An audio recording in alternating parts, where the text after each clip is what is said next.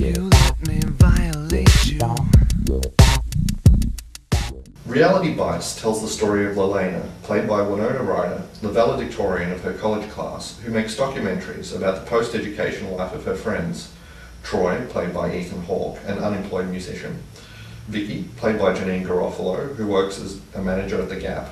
And Sammy, played by Zahn. Lelena meets Michael, a video executive, who wants to take her tapes and turn her into a star. Lelena becomes involved in a triangle between Troy and Michael, and must choose between the materialism but compromised comfort of Michael, or the philosophical but unsteady lifestyle of Troy. Now, I have to say I didn't really go for this film. I think it's sort of a bit of a 90s classic from what I understand. But yeah, I didn't go for it at all. It's sort of, probably the fact that it is a 90s classic is what was a problem for me. It smacks of that decade. The kind of attitude, the kind of chic attitude of back then, and the characters I didn't find particularly engaging, and also once again I think I had a problem with Lelena's choice in men and the way she went about it, which makes this 3 films in a row that we've had this issue. So they are relationship films, our reviews, you know what I mean? Like, it's really interesting. I just for me, just a film that was trying to be too chic, and though it may have been appropriate for the time, now it doesn't date well, and perhaps I'm just too old.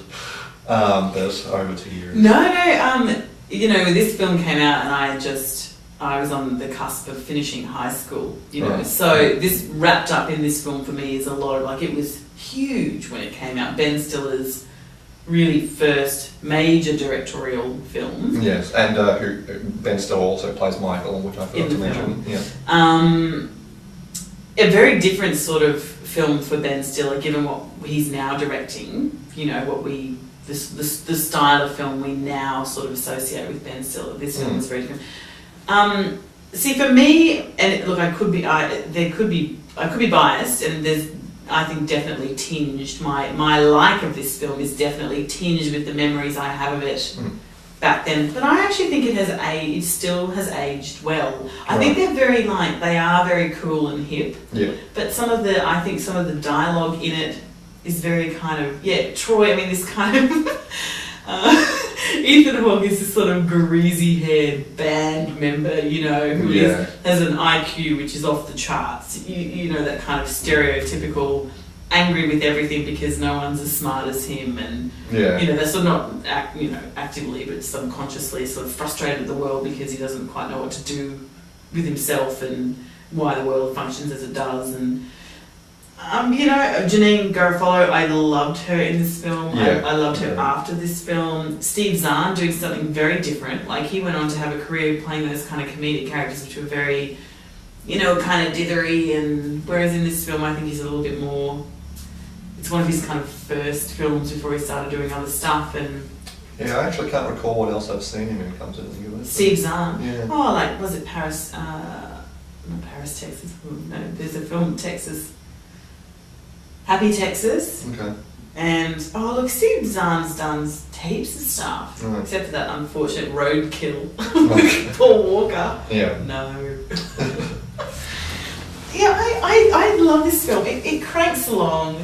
The soundtrack to the film is legendary. Yeah. You know, it's one of those iconic films of the 90s. Yeah, absolutely. But and like that sort of teen angst, and it did deal, I think the film came out at that time where it was dealing with a lot of what's going on with the world, and there was a lot of unanswered questions, and the fact that Lelena is making this documentary in the film about all of her friends and dealing with real issues, but yet they're kind of quite a light bunch. I don't know, I found it inherently cool then. And I think I still find it really cool. And I disagree that it has aged badly. Yeah. Yeah.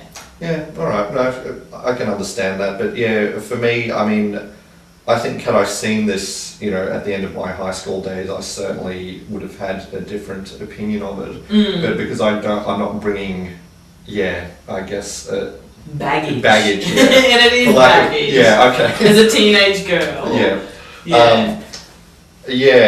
I just I just find the coolness kind of irritating and just. There are certain elements, and I do like with oh my god, Ethan Hawke. Yeah.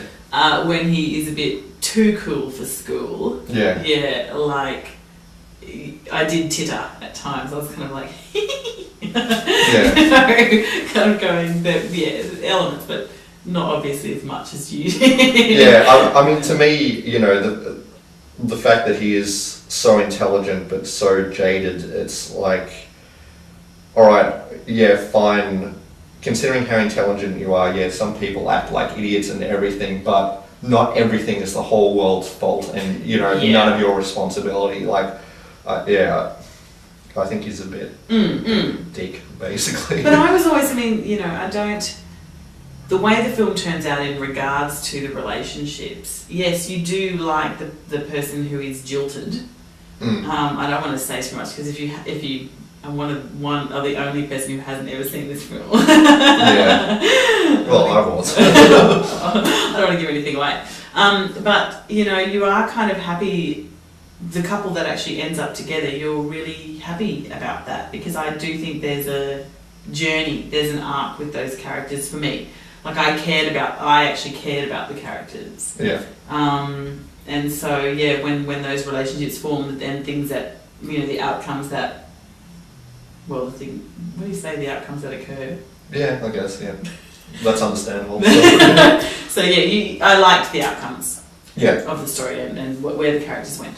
Yeah, well, yeah, no, I didn't, and, and so be it. You know, yeah, exactly. I never agree. Yeah, perhaps again, maybe the fact that you're a girl. It's true. Yeah. It's true. I mean, like that's it. You know, Fabs and I have been saying with other films, there was, you know, we have been affected, you know, on things based on being male and female. Things have shitted us off and not. Yeah, so, yeah, absolutely. Yeah, I mean, that would happen with everyone, so yeah. Yeah, okay. Well, good balance of perspectives then. Alright, so nails? Oh, nails, okay, I'm going to give it 7. Right, yeah, 5 from me. Ooh, okay. And it was a just 5, so yeah. Steeple, but lonely on the hill. Murders! There's one committed each 7 seconds! How do you know? Because I just been incarcerated! Doing 10 to 20. I got cut off, I'm sorry. Tempted by the fruit of another. I'm a psychotic lunatic whenever I murder my... Hello? What? Tempted, but the truth is discovered. No. Listen, he needs us, okay? If he makes videos, we show them, okay? It's a symbiotic, it's like a chicken or the egg. It's both of them working together. Yeah? Well, let me tell you something. I'm not scared of... No. I'm not scared of... Jesus! Michael, don't laugh at me! What? No! I'm in an accident. I got in an accident. Yeah, fine. No, I'll call you back, alright? I'm gonna call you... Well, that's it for another epic Nailing Flicks show. Thanks to Fabrice and Eleanor. And to you, of course. Oh, well, thank you very much. This is the first time the 3 of us have been on the car. I think it is the first time. Yes, it is. We just don't want you to have culture shock when we do 3 films. That's right. Be looking out for that triple episode coming up shortly. We're going to do a theme show on debut films from directors. We're calling it Popping the Cherry. Popping the Cherry. Well, we're calling it Cherry Pop Director. That's under discussion. Just a quick reminder that if you want to send in a request for us to review a film for you, just go to just send an email to. Can you do it? You always do it better than me. nailingflicks@gmail.com. There you go. Thank you, Ellie.